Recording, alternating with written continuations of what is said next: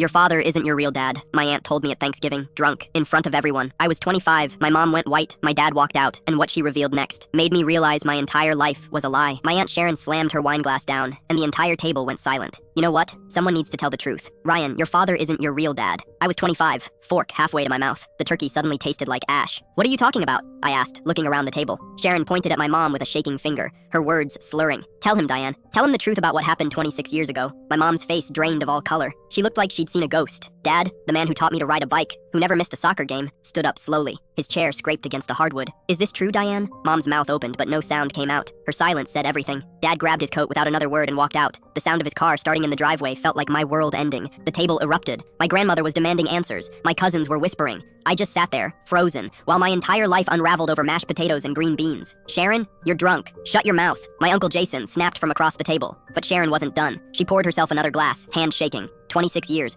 26 years of watching this family lie to his face. I'm tired of pretending everything is fine. My mom finally found her voice, barely a whisper. Sharon, please, please stop. Stop what? Sharon laughed, bitter and cruel. Stop telling the truth. Stop saying what everyone at this table already knows but won't admit. I looked around at my family. My grandfather was staring at his plate. My grandmother had tears streaming down her face. Uncle Jason had gone completely pale, his knuckles white as he gripped his fork. What is she talking about? I demanded. Someone tell me what's going on. My mom was shaking. Ryan, sweetheart, this isn't the time. We can talk about this at home privately. No. I stood up. Everyone here apparently knows something about my life that I don't. So someone better start talking right now. Sharon raised her glass in a mock toast. Your real father has been sitting at this table every single holiday, every Christmas, every Easter, every birthday, watching you grow up and playing pretend. My stomach dropped. I looked around the table again. My grandfather was 73. Uncle Jason and Uncle Tom were both around my mom's age. My older cousin Jake. There were 5 men at this table, and one of them was my dad, who just walked out. Who? I asked, my voice cracking. Sharon, my mother begged, her voice breaking. If you ever cared about this family at all, I care about Ryan. Sharon shot back. He deserves to know he's been lied to his entire life. Uncle Jason suddenly stood up, his chair falling backward. That's enough, Sharon. You've done enough damage. He wouldn't look at me. Why won't you look at me? I asked him.